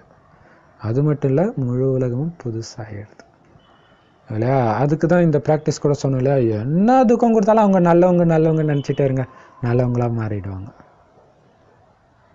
நீ நல்லவன் இல்லை, நான் நல்லவன் கிடையாது, நான் ஒன்றும் கொலை பண்ண வந்திருக்கேன், இல்லை நீ ரொம்ப நல்லவன், நீ நல்லவன், அது இன்னொன்னுமா பண்ணிவிட்டு கடைசியில் என்ன ஆகிடும், நல்லவனாகவே மாறிடும். ஸோ அப்படி தான் இந்த உலகத்துக்கும். ஸோ சக்தி கொடுத்துக்கிட்டே இருங்க, புது உலகமாக இது மாறிடுது. எல்லாத்துக்கும் காரணம் பாபா கொடுக்குற இந்த ஞானம். அதான் பாபா சொல்றாரு, உங்க பாகம் முடிஞ்சிச்சுன்னா உலகத்துக்கே முடிய போகுது. அப்ப எதுக்கு அன்பு வச்சுட்டு இருக்கிறீங்க யாரு மேலேயுமே? பாபா குழந்தையா இருந்தாலும் சரி, அஞ்ஞானியா இருந்தாலும் சரி. பக்தி மார்க்கத்துல உள்ள கர்ம காண்டத்தின் பொருட்கள் எல்லாம் அழிய போகுது. பக்தி மார்க்கத்தின் பொருட்கள், சடங்குகள், பழக்க வழக்கங்கள் எல்லாமே அழிய போகுது. பிறகு ஓ பிரபுவே அப்படின்னு பக்தி செய்யற ஒருத்தர் கூட இருக்க மாட்டாங்க. ஐயோ ராமா, ஓ பிரபு, இந்த வார்த்தையெல்லாம் துக்கத்துல தான் வெளிப்படும். அப்படின்னு என்ன அர்த்தம்? துக்கம் நிறைஞ்சவங்களே இருக்க மாட்டாங்க. உலகம் அழிய போகுது. சுகம் நிறைந்த உலகம் தான் வரப்போகுது. அங்க இந்த மாதிரி கதறவங்க இருக்க மாட்டாங்க. துக்கத்துல தான் ஐயோ ராமனவங்க, அங்க ஐயோ ராமன் சொல்ல மாட்டாங்க. ஏன்னா அங்க துக்கம் இருக்காது. சத்தியுகத்துல இந்த வார்த்தையே இருக்காது. காரணம், துக்கத்தின் விஷயமே இருக்காது. அதனால இந்த மாதிரி துக்கத்துல துடிக்கிறாங்கல்ல, ஐயோ ராமா கடவுளேன்ட்டு நினைவு செய்யறாங்கல்ல, அந்த தந்தையே நேரடியா வந்து கொடுக்குற வழிபடி நீங்க ஏன் இப்ப நடக்கக்கூடாது? இவ்வளவு ரீசன் சொல்றாரு. அழுகி போன உலகம் நினைக்காத, அழுகி போச்சு ஏன் நினைக்கிற, தீ வைக்க போறோம் ஏன் நினைக்கிற அப்படின்னு சொல்றாரு. சொல்றது யாரு? துக்கத்துல இருந்து காப்பாத்துங்கன்ட்டு உலகமே துடிச்சிட்டு கூப்பிட்டு இருக்கிற அந்த இறைவனே வந்து சொல்ற அந்த துக்கத்துல இருந்து தப்பிக்கிறதுக்கான வழியா. அதையே நீங்க ஃபாலோ பண்ணக்கூடாது? ஈஸ்வரிய வழிப்படி சதா சுகம் நிறைஞ்சவரா ஆகிடுவீங்க. அது உங்களுக்கு பிடிக்கலையா? ஏன் மாயாவுடைய வழிபடி போறீங்க? உங்களுக்கு துக்கமும் வேணுமா, சுகம் மட்டும் வேண்டாமா அப்படின்னு பாபா கேட்குறாரு இல்லையா? சதா சுகம் நிறைஞ்சவரை ஆக்குறதுக்கான நான் வழியை சொல்றேன். எனக்கு அல்ப கால சுகமே போதுன்ட்டு மாயா வழிபடி போய் துக்கத்துல துடிக்கிறீங்க. அதான் பாபா சொல்றாரு, இத புரிஞ்சு இருந்தோம், சதா சுகம் நிறைஞ்சவரா ஆக்குறதுக்கான வழியை நான் சொல்றேன்னு புரிஞ்சு இருந்தும் ஸ்ரீமத் படி நீங்க நடக்கலன்னா அவங்க தான் மகா முட்டாள்கள், மகா அறிவிலிகள். அவங்கள மாதிரி முட்டாள் உலகத்துல யாருமே கிடையாதுன்ற பாபா ஒரு வானிலை சொன்னார் இல்லையா? உலகத்திலே மிகப்பெரிய முட்டாளை பார்க்கணும்னா இங்க வந்து பாருங்க, இந்த மாதிரி பாபா கையை விட்டு போறாங்க. இங்க சொல்றாரு, பாபாவுடைய வழிபடி நடக்கலனாலே கை விடுற மாதிரி தான். ஸோ அவங்க தான் மகா முட்டாள்கள். இன்னைக்கு வாணி ஃபுல்லாவே பாபா அடின்னு அடிக்கிறார் இல்லையா? ஈஸ்வரிய வழி மற்றும் அசுர வழி ரெண்டுக்கும் இரவு பகலுக்கான வித்தியாசம் இருக்குது. இப்ப நாம எந்த பக்கம் போகலாம் நீங்களே தீர்மானிச்சுக்கோங்க. 2 வழி இருக்குது. ஆக்சுவலா நிறைய வழி இருக்கு. ஈஸ்வரிய வழி ஒண்ணுதான், மாயாவுடைய வழி தான் பல வழி இருக்கு. எந்த பக்கம் போறது? இந்த வழியில போனீங்கன்னா உங்களுக்கு சுகம் மட்டும்தான் இருக்கும், ஷார்ட் ரூட். இதை போறீங்களா இல்ல எங்கெங்கயோ சுத்தி சுத்தி போய் துக்கத்தை எல்லாம் அனுபவிச்சு கஷ்டப்பட போறீங்களா? நீங்களே தீர்மானம் பண்ணிக்கோங்க. ஏன்னா மாயின் பக்கம் துக்கமே துக்கம் தான் இருக்குது, வேற எதுவும் அங்க இல்லை. ஈஸ்வரனுடைய பக்கம் சுகமே சுகம். 21 பிறவிக்கு இப்ப யார் வழியில போக போறீங்க? சூப்பரா சொல்றாரு இல்லையா? பாபான்ற கணவர் கை கொடுக்கிறார், அந்த சைடு ராவணன் பழைய கணவன் கை கொடுக்குறான். எந்த பக்கம் போக போறீங்க? நீங்களே முடிவு பண்ணுங்க. பாபா கையை பிடிக்கலனாலே அவன் தூக்கிட்டு போயிடுவான், அது வேற விஷயம். ராவணன் பர்மிஷன்லாம் கேட்க மாட்டான். ஆனா பாபா கையை நீங்க தான் பிடிக்கணும். ஸ்ரீமத் படி நடக்க விரும்புறீங்களா? விரும்பினா நடங்க. ஸ்ரீமத் படி நடக்க விரும்பினா நடங்க. முதல் ஸ்ரீமத் எது தெரியுமா? காமத்தின் மீது வெற்றி அடையுங்க. முதல்ல அந்த தூய்மை தான். அதுக்கும் முதலாக முக்கிய விஷயம் ஒன்று இருக்குது, என்னை நினைவு செய்யுங்கள். நினைவு செஞ்சாதான் காமத்தை வெல்லக்கூடிய சக்தி கிடைக்கும். புத்தியினாலும் காமத்தை வெல்லக்கூடிய சக்தி. அதனால பாபா சொல்றாரு, இந்த பழைய சரீரத்தை நீங்க விடத்தான் வேண்டும், இப்ப திரும்பி போகணும். நாம 84 பிறவிகளுடைய பழைய சரீரத்தை விடுறோம் அப்படின்ற எண்ணம் இப்ப நமக்கு ஏற்படுது. 5000 வருஷத்து பழைய உடம்பு இது இல்லையா? ஆனால் இதை விட்டு தான் ஆகணும். புது உடம்பு கிடைக்க போகுது. அதனால் அந்த தேக உணர்வை ஃபுல்லாக விட்டுடுங்க. நான் ஆத்மா, எல்லாமே செத்துட்டாங்கன்னு புரிஞ்சுக்கோங்கன்றார் நேற்று இல்லையா?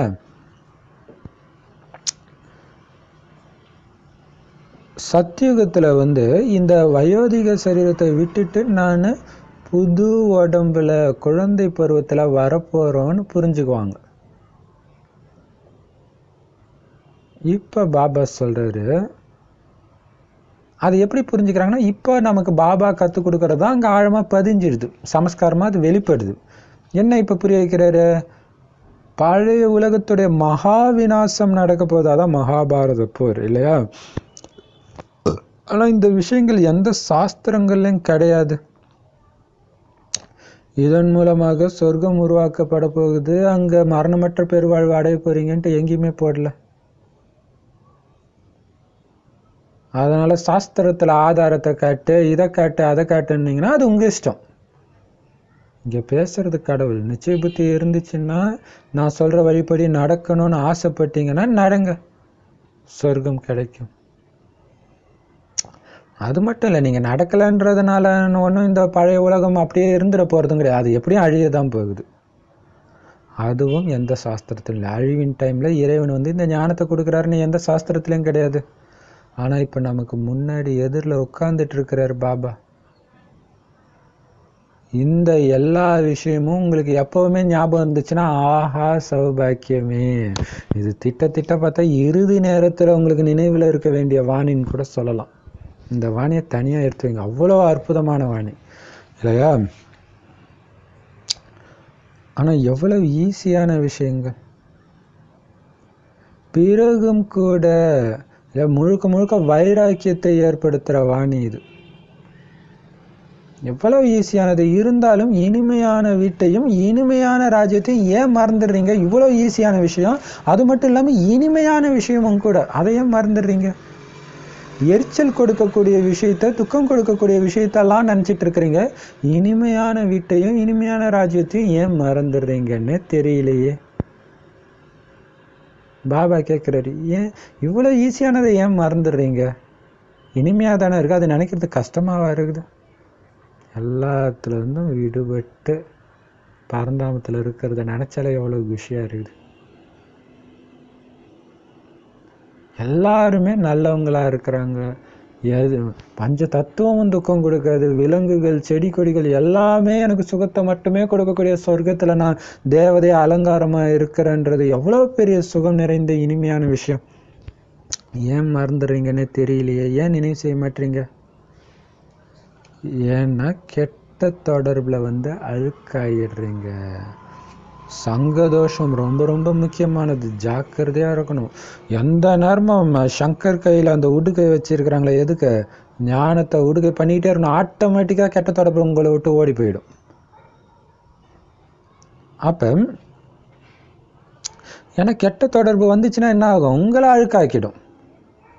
குழந்தைகளே, அழுக்கான சிந்தனைகள் நிறைய வரும். ஏன்னா பின்னோக்கி போகிறோம். எப்படியெல்லாம் நம்ம கெட்ட சிந்தனைகள் வந்துச்சுன்னு தெரியாது. ஸோ அதே சூழ்நிலைகள் மீண்டும் மீண்டும் எடுத்துகிட்டு வரும். ஆனால் கர்மேந்திரியங்கள் மூலம் எந்த தீய காரியமும் செஞ்சிடக்கூடாது. பாவ காரியத்தை செஞ்சுட்டு பிறகு பாபாட்ட பாபா இந்த பாவ கர்மம் ஆகிடுச்சு மன்னிச்சிடுங்கன்னு சொல்லக்கூடாது. ஏன்னா பாவ கர்மங்கள் செஞ்சிட்டிங்கனாலே அதுக்கு 100 மடங்கு தண்டனை கிடைச்சிடும். ஒன்று பாபா கிட்ட தெரியப்படுத்தலைன்னா தண்டனை கிடைக்கும். அஜாமீனாக யார் ஆகுறாங்க அப்படின்னு இந்த சமயம் தெரிஞ்சிடும். யார் ஈஸ்வரனுடைய மடியில் பிறகு விகாரத்தில் போகிறாங்க அப்படின்னா இவங்க தான் பெரிய அஜாமில்னு உறுதியாகுது. பாவாத்மாக்களாக இருக்கிறாங்க. விகாரம் இல்லாமல் அவங்களால இருக்க முடியல. சினிமா எல்லாரையும் அழுக்காக்கக்கூடியது. நீங்கள் எல்லா விகாரங்கள்லேருந்தும் விடுபட்டு தூரமாக ஓடி போயிடுங்க. தூரமாக ஓடணும் இல்லையா? பிராமணர்கள் ஆனால் துரத்தும், பேய் துரத்தும் தான், ஓடிடுங்க இல்லையா. இப்போ பாபா சொல்கிற பிராமணர்கள் ஒரு சுனாமி வந்தால் பயந்துட்டு உயிராக்காக ஓடுறாங்க பாருங்க. இந்த மாதிரி தூய்மைக்காக தூய்மையற்ற தொடர்பில் வந்து ஓடணும். எல்லாமே சினிமா இருக்கட்டும், எதா இருந்தாலும் சரி ஓடணும். ஏன்னா பிராமணர்கள்னாலே விகாரமற்றவர்கள், அதனால தொடர்பும் விகாரமற்ற பிராமணர்களோட இருக்கணும். அதுதான், விகாரமற்றவர்கள் தான் பிராமணர்கள். விகாரம் இருந்துச்சு அப்படின்னா அவங்க கிட்ட இருந்து கட் பண்ணிட்டு போயிடுங்க. அவங்க பிராமணரே கிடையாது, சூத்திரர்கள். சும்மா பேரளவில் பிராமணர் அப்படின்னு சொல்லிக்கிறாங்கன்னு புரிஞ்சுக்கணும். சூத்திரர்களுடைய தொடர்புல துக்கமிக்கவர்களாக ஆகிடுறாங்க. சரி, இப்போ பாபா சொல்றாரு, கெட்ட தொடர்புல வந்து தான் அழுக்காயிடுறாங்க. அதனால அழுக்கான சிந்தனைகள் தான் நிறைய வரும். இதுதான் பெரிய விஷயம் இல்லையா.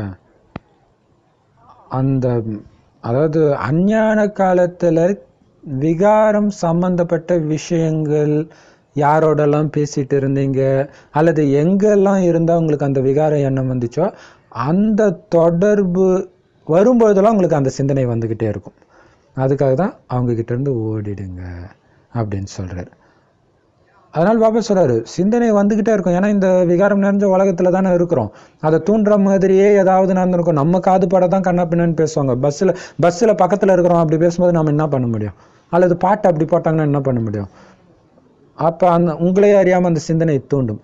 அப்போ கர்மேந்திரியங்கள் மூலமாக செஞ்சிருக்கோம். அப்போ டக்குன்னு அதுக்கான ஞான பாயிண்ட்டை மைண்டுக்குள்ளே சொல்லி வெளில வந்துடணும்.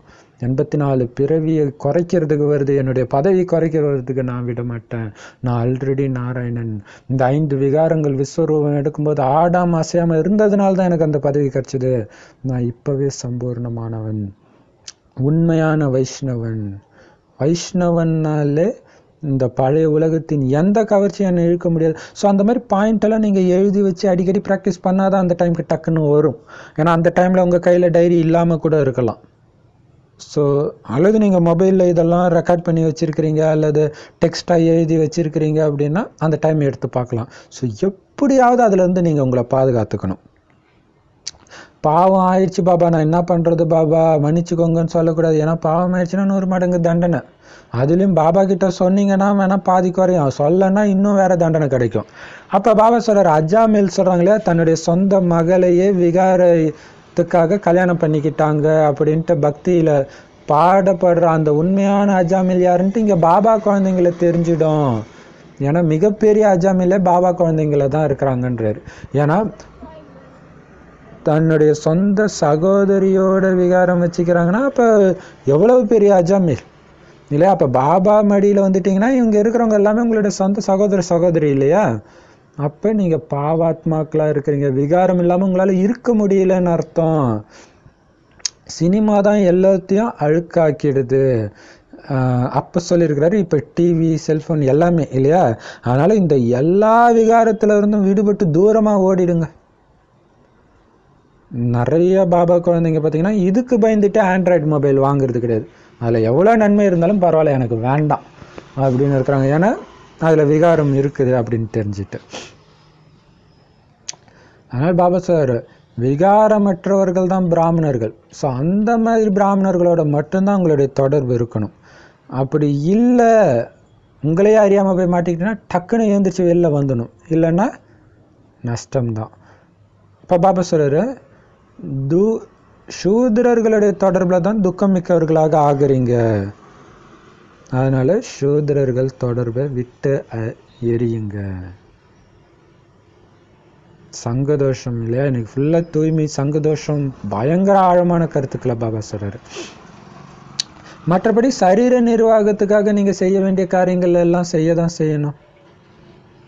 ஆனால் கர்மேந்திரியங்களின் மூலமாக எந்த பாவ கர்மமும் செய்யக்கூடாது.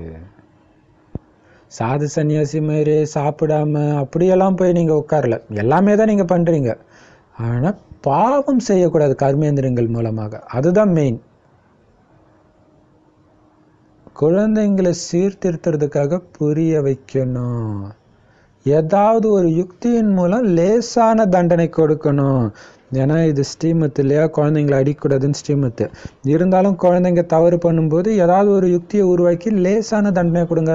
பாபா சொல்லியிருக்கிறாரு இல்லையா, நீங்கள் வேணால் சாப்பாடு கட் பண்ணுங்கள், சாப்பாடு குறைச்சி போடுங்க, அதில் அது லேட்டாக கொடுங்க, ஆனால் அடிக்காதீங்க, அல்லது ரூமில் வேணால் பூட்டி வைங்க. ஸோ அந்த மாதிரி சொல்கிறாரு.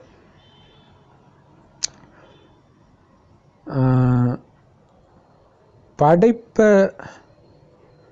படைச்சிட்டிங்கன்னா பொறுப்பும் உங்களுக்கு இருக்குது. ஸோ அவங்கள நல்லா வளர்க்க வேண்டிய பொறுப்பு உங்ககிட்ட தான் இருக்குது. ஏன்னா படைப்பை படைக்க வேண்டாம்னு சொல்லிட்டாரு. ஸோ பாபா குழந்தை ஆகிறதுக்கு முன்னாடியே உங்களுக்கு கல்யாணம் ஆயிடுச்சு, குழந்தை பிறந்துச்சுன்னா என்ன பண்ணுறது? ஸோ அதை சீர்திருத்த வேண்டிய பொறுப்பும் உங்களுக்கு தான் இருக்குது. அவங்களையும் உண்மையான வருமானத்தை சேமிக்க வைக்கணும். சின்ன சின்ன குழந்தைங்களுக்கும் கூட கொஞ்சம் இதெல்லாம் சொல்லி கொடுக்கறது நல்லது. சின்ன குழந்தைனா என்ன, எதுவுமே புரிஞ்சிக்காம அப்படியே விளையாடுறாங்க பாங்க, அவங்களுக்குமே கூட நீங்கள் இதை கொஞ்சமாவது புரியுங்க, பாபா சொல்லுங்க இல்லையா, புரிய வைங்க. சிவபாபாவை நினைவு செய்கிறதன் மூலமாக, ஏன்னா இது ஒரு பிரதர், நந்தா பிரதர்னு அவர் ஏதோ ஒரு குழந்தை, என்ன குழந்தைன்னு தெரியல, அதுக்கு அவர் சொல்கிறார் அழகாக, அது ஆடியோ அனுப்பிச்சிருக்காரு. பாபா, அந்த குழந்தை பாபா, அந்த பாப் தாதான்னு சொல்லுது. ஸோ அதுதான் குழந்தைங்களுக்கும் நீங்கள் கண்டிப்பாக புரிய வைக்கணும். அது ரொம்ப நல்லது. சிவபாபாவை நினைவு செய்கிறதன் மூலம் உதவி கிடைக்கும்.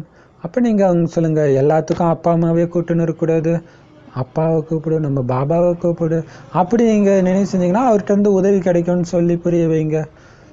ஏன்னா உண்மையான உள்ளம் கொண்டவர்கள் மேலே பாபா திருப்தி அடைகிறார், சாஹிப் எஜமானன் திருப்தி அடைகிறார்.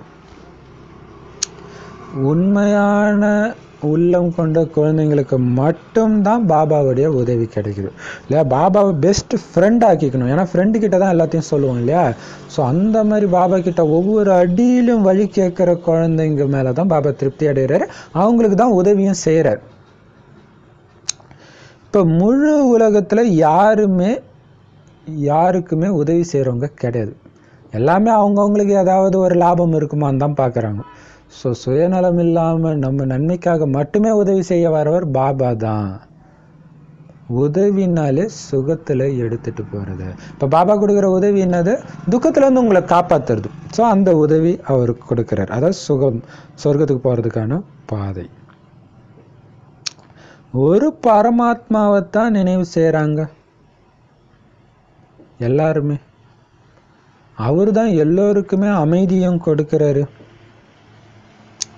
சத்தியுகத்தில் எல்லோருமே சுகம் மிக்கவர்களாக இருப்பாங்க.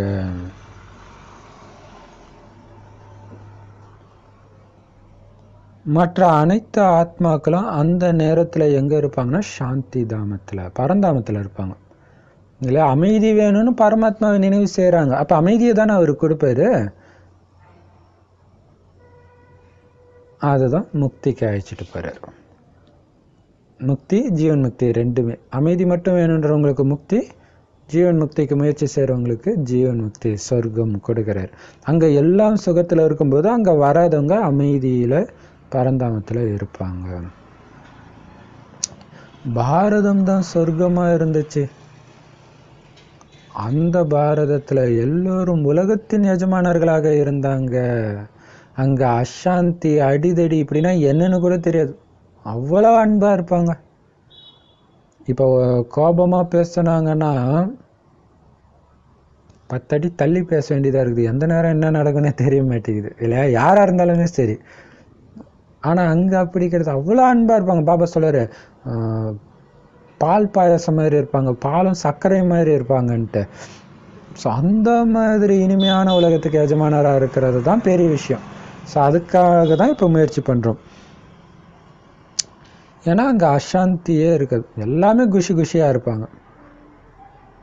கண்டிப்பாக அந்த புது உலகத்தை பாபா தான் படைச்சிருப்பார்.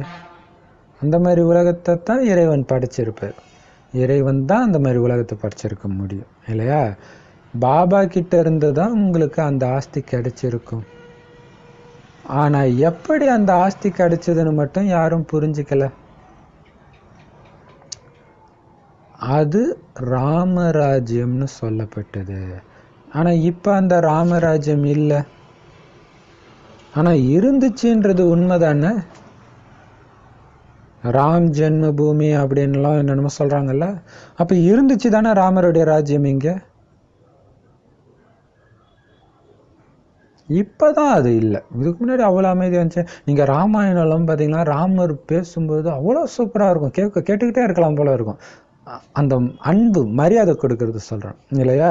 ஸோ அப்படி இருந்துச்சு. ஆனால் இப்போ அப்படி இல்லை. சாதாரணமாக பேசினாலே அப்படியே ஈட்டியால் குத்துற மாதிரி இருக்குது. என்னங்க இப்படி பேசுகிறீங்கன்னா, நான் திட்டலைங்க, எனக்கு நேச்சுரலாகவே அப்படி தான் வரும் வார்த்தைன்றாங்க. சரி, இப்போ பாபா சொல்கிறாரு, பூஜைக்குரியதாக இருந்த அதே பாரதம் தான் இப்போ பூஜாரி ஆயிடுச்சு.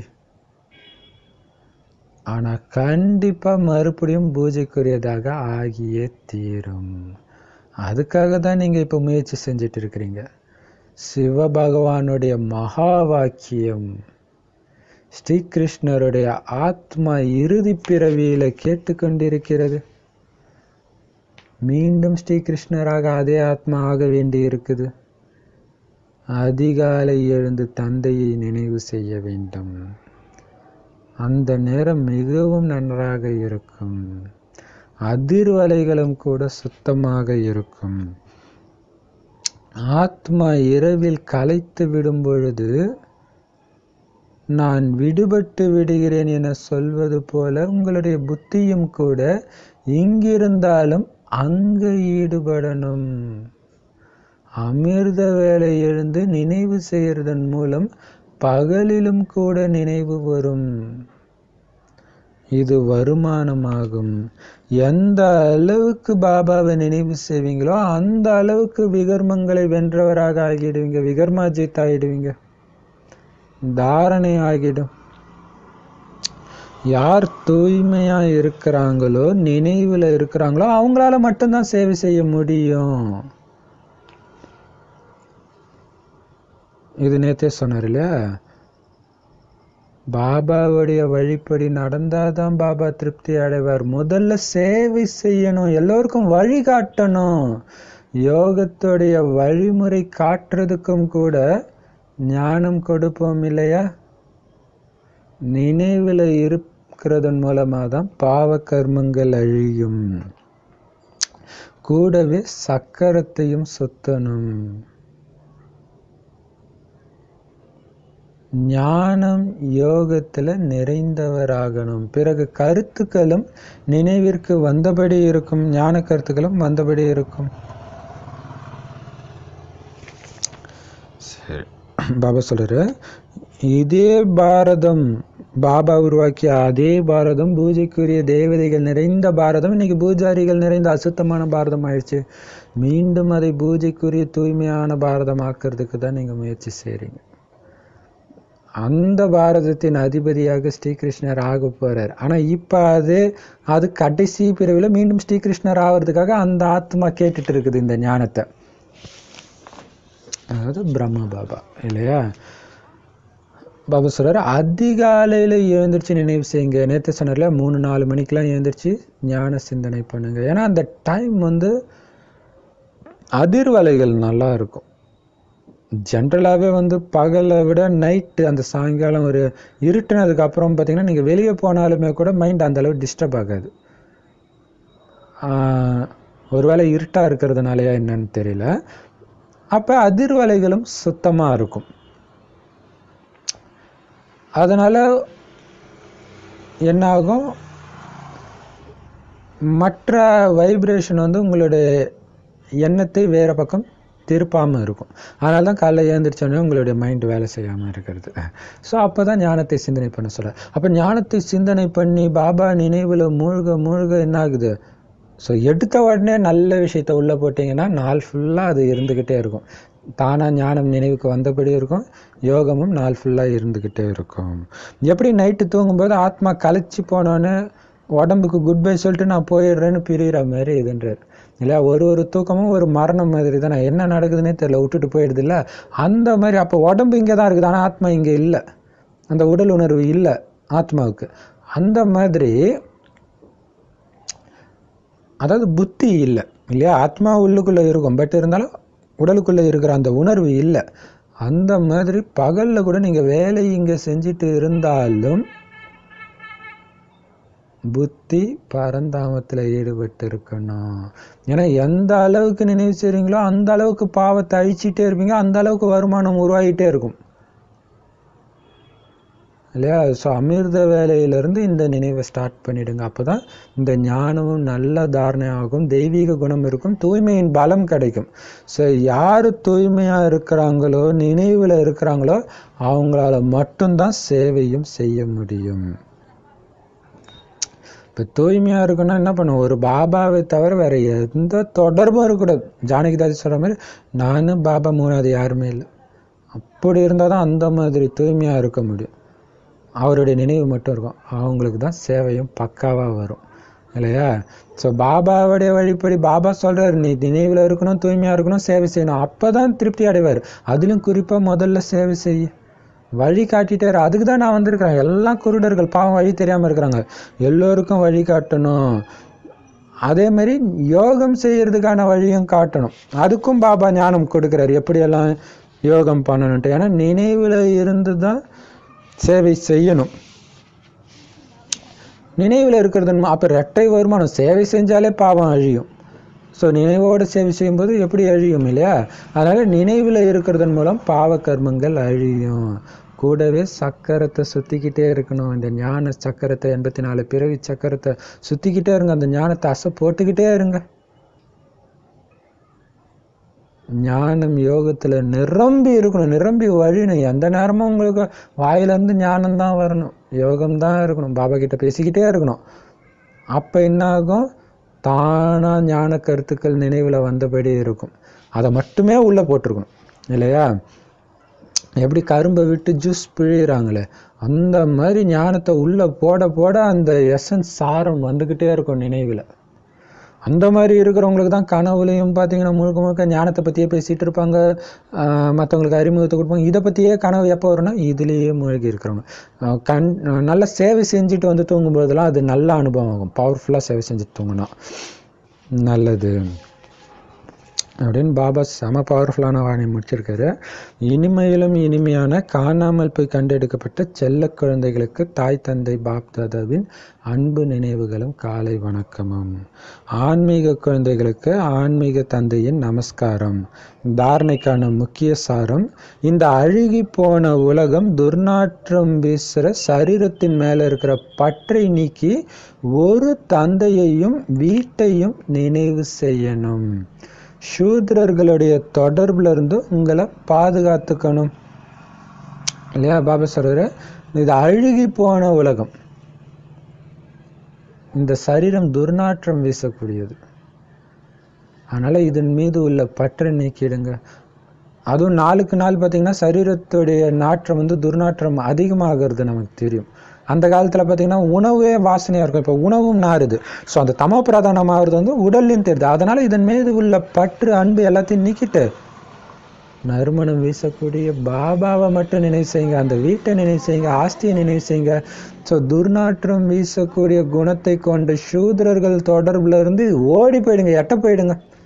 உங்கள் சகவாசமே வேண்டாம் இல்லையா? கர்ம கணக்கின் மூலமாக எப்படியோ போய் மாட்டியிருப்பீங்க, டக்குன்னு தெரிஞ்ச உடனே கட் பண்ணிட்டு போயிடணும். உங்களை பாதுகாத்துக்கணும். அடுத்தது, விகர்மங்களை வென்றவர் ஆகணும்னா அமிர்த வேலையிலேயே எழுந்து நினைவில் உட்காருங்க. இந்த சரீரத்திலேருந்து விடுபட்டு இருக்கக்கூடிய பயிற்சி செய்யுங்க இல்லையா? எப்படி தூங்கும்போது ஆத்மா குட் பை சொல்லிட்டு போயிடுதா, அந்த மாதிரி இந்த சரீரத்தில் இருக்கிற உணர்வே இருக்கக்கூடாது. ஒலியாகவே இருக்கிறேன், பரந்தாமத்துலேருந்து இங்கே வந்திருக்கிறேன், அவதரிச்சிருக்கிறேன், சக்தி மிக்க அதிர்வலைகளை பரப்புறதுக்காக வந்திருக்கிறேன், இதே நான் மைட்டஸாக இருக்கிறேன். இந்த பயிற்சி பண்ணிக்கிட்டே இருக்கணும். காலையில் ஏஞ்சதில் இது ரொம்ப பவர்ஃபுல்லான பயிற்சி. நான் சம்பூர்ணமானவன், மைட்டஸாக இருக்கிறேன், என் அதிர்வலைகள் பாடுற இடம் ஃபுல்லாக ஆட்டோமேட்டிக்காக சக்திசாலியாக மாறிடுது. தொடர்பில் வரவங்களும் அந்த மாதிரி மாறிடுறாங்க. ஸோ இந்த மாதிரி யோகா ப்ராக்டிஸ்க்கான வீடியோவும் சீக்கிரமாக போடுறேன். நானும் போடுறேன்னு சொல்கிறேன், டிலே ஆகுது, இப்போ கண்டிப்பாக போட்டுறேன். சரி, சரீரத்திலேருந்து விடுபட்டு ஆத்மாவாக இருக்கக்கூடிய பயிற்சி செஞ்சுக்கிட்டே இருங்க. வரதானம். ஒவ்வொரு வினாடி ஒவ்வொரு பொக்கிஷத்தையும் நல்ல பலனுள்ளதாக ஆக்கி வெற்றியின் குஷியை அனுபவம் செய்யக்கூடிய வெற்றி மூர்த்தி ஆகுங்கள். அதுக்கு விளக்கம்,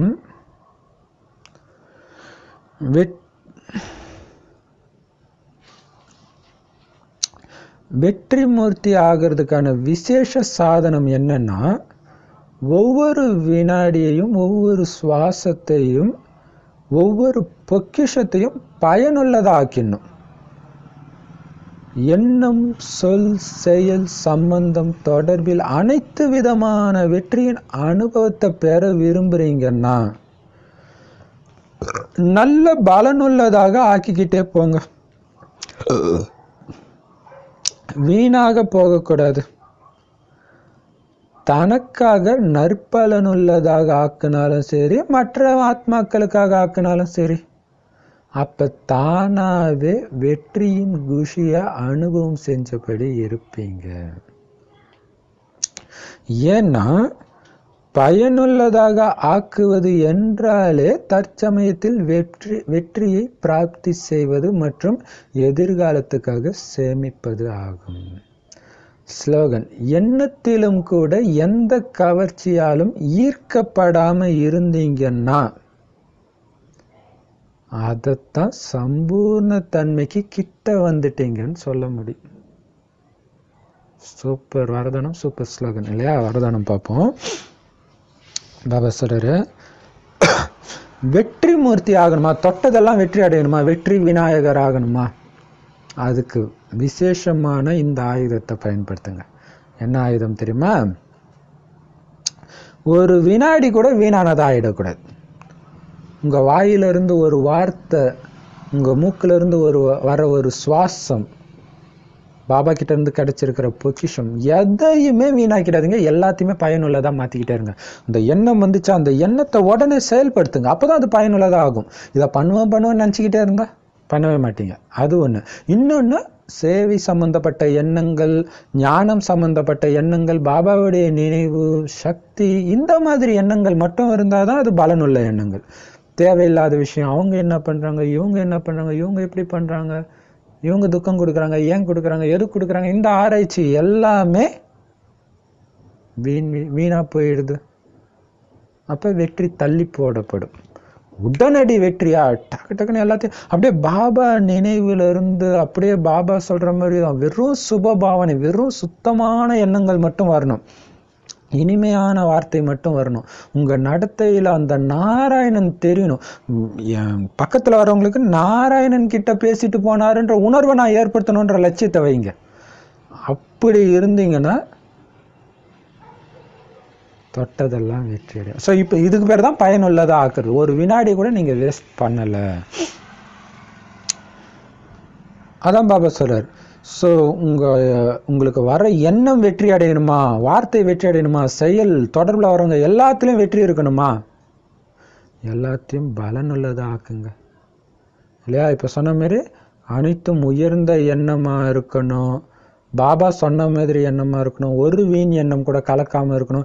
இதில் கவனம் வைங்க. அதேமாரி வார்த்தை, அதேமாரி செயல், அதேமாரி சம்பந்தம், எல்லோரையும் நல்லவங்க அந்த சுபமான எண்ணம். என்ன துக்கம் கொடுத்தாலும் அவங்களுக்கு துக்கம் கொடுக்குற ஒரு எண்ணம் வந்தால் கூட வேஸ்ட்டாக போயிடுது. ஸோ அது இருக்கக்கூடாது. ஏன்னா இந்த நரகம், உச்சத்தில் இருக்கிற நரகத்தை சொர்க்கமாக்குறீங்க இந்த எண்ணத்தின் மூலமாகவே. அதனால வீணா போயிடக்கூடாது. இப்போ உதாரணத்துக்கு ஒருத்தர் துக்கம் கொடுக்குறாங்க, நீங்க திருப்பி துக்கம் கொடுக்குறீங்க. அவங்க ஒன்றும் இல்லை, அவங்கெல்லாம் அப்படின்னு நீங்க நினச்சிட்டிங்கனால என்ன ஆயிடுது, சாபம் ஆயிடுது, அது துக்கம் ஆயிடுதுல்ல, அது வீணா போகிறது தான். ஏன்னா அந்த வைப்ரேஷன் போய் தாக்கும், மீண்டும் அந்த ஆத்மாவுடைய எண்ணம் தாக்கும். இப்போ இது வீணாக தானே போகுது, உங்களுடைய டைமு, எண்ணம் எல்லாமே. ஸோ எதுவுமே வீணாக போயிடக்கூடாது. எண்ணம், சொல், செயல் எதுவுமே வீணாக போயிடக்கூடாது. எல்லாமே அந்த நாராயணன் ஆகிற லட்சியத்தை நோக்கி தான் இருக்கணும். ஸோ உங்களுடைய எண்ணம், சொல், செயல்னால உங்களுக்கு நல்ல பலன் உள்ளதை ஆக்கினாலும் சரி, மற்ற ஆத்மாக்களின் நன்மைக்காக பயன்படுத்தினாலும் சரி, ஆனால் நன்மைக்காக, உங்களுடைய நன்மைக்காகவும் மற்றவங்களுடைய நன்மைக்காகவும் தான் பயன்படுத்தணும். அப்ப தானாவே ஒரு நொடி விடாம வெற்றியின் குஷியை அனுபவம் செஞ்சுக்கிட்டே இருப்பீங்க. சத்யுக வாழ்க்கை, ஜீவன் முக்தி வாழ்க்கை அனுபவம் செய்யுங்க. ஜீவன் முக்தி வாழ்க்கை தான் வெற்றியின் குஷியை ஒரு வினாடி அனுபவம் செய்கிறது இல்லையா? அதனால மெயின் எல்லாத்துக்கும் விதை எது? எண்ணம். அதை கவனம் வைங்க. அதுல இருந்து தானே செடி மரம் வருது. ஸோ எண்ணத்தை பயனுள்ளதாக ஆக்குறேன்னா, முழுக்க முழுக்க பாபா நினைவில் சக்தி கொடுக்குற அந்த எண்ணம் மட்டும் வச்சுக்கிட்டே இருக்கிறேன்னா பாருங்க, யாரை பற்றியும் வீணான எண்ணம், தவறான எண்ணம், வெறுப்பான எண்ணம் வரவிடாமல் இருக்கிறேன்னா பாருங்க, செக் பண்ணிகிட்டே இருங்க. அப்போதான் குஷியாக இருப்பீங்க. ஸோ மற்றவங்கள நல்லவங்கள ஆக்குறது நீங்கள் குஷியாக இருக்கிறதுக்காக தான் இல்லையா? ஸோ அதனால் அப்போ எல்லாருமே உங்களுக்கு நல்லவங்களாகவே தெரிவாங்க. அப்போ எவ்வளோ குஷியாக இருப்பீங்க. ஏன்னா இங்கே பயனுள்ளதாக ஆக்குறதுனாலே இப்போ வெற்றியை பலனை அடையிறீங்க, எதிர்கால வெற்றியை சேமிக்கிறீங்க, உயர்ந்த பதவிக்கான வருமானத்தை சேமிக்கிறீங்கன்னு அர்த்தம். எது? இப்போ எல்லாத்தையும் பயனுள்ளதாகுது. ஒன்றுத்தை கூட நான் வீணாக்க மாட்டேன். பிராமணன்னா எதையும் வீணாக்கக்கூடாது இல்லையா? ஸ்லோகன் பவர்ஃபுல்லான வரதனம். அந்த எண்ணத்தில் தான் எல்லாமே இருக்குது. எண்ணத்திலும் கூட எந்த கவர்ச்சினாலும் யார் ஈர்க்கப்படாமல் இருக்கிறாங்களோ அவங்க சம்பூர்ணத்தன்மைக்கு கிட்ட வந்துட்டாங்கன்னு அர்த்தம். அந்த ஸ்டேஜ், கர்மாதீத் ஸ்டேஜுக்கு கிட்ட வரும்போது தான் எண்ணம் கூட உங்களுக்கு டிஸ்டர்ப் ஆகாது. திட்டுவாங்க, ஆனால் யாரையோ திட்டுற மாதிரி உங்களுக்கு அனுபவம் ஆகுது, ஜாலியாக இருக்கும் உங்களுக்கு. அப்போ எண்ணத்தில் கூட உங்களுக்கு கொஞ்சோண்டு சஞ்சலம் கூட இல்லை, எந்த கவர்ச்சியும் உங்களை பிடிச்சி இழுக்கலை, எண்ணத்தில் கூட இழுக்கலை, மனசால் கூட ஸ்லைட்டாக கூட டிஸ்டர்ப் ஆகலைன்னா கிட்ட வந்துட்டதுடைய அடையாளம். சம்பூர்ணத்தன்மைக்கு கிட்ட வந்துட்டீங்க அப்படின்னு சொல்கிறார். ஓம் சாந்தி. சூப்பரான வாணி. இந்த ஜென்ரலாகவே வாணி 2-3 தடவை கேட்கணும், ஆனால் இந்த வாணி கேட்டுக்கிட்டே இருக்கணும், அந்த மாதிரி வாணி. ஓம் சாந்தி.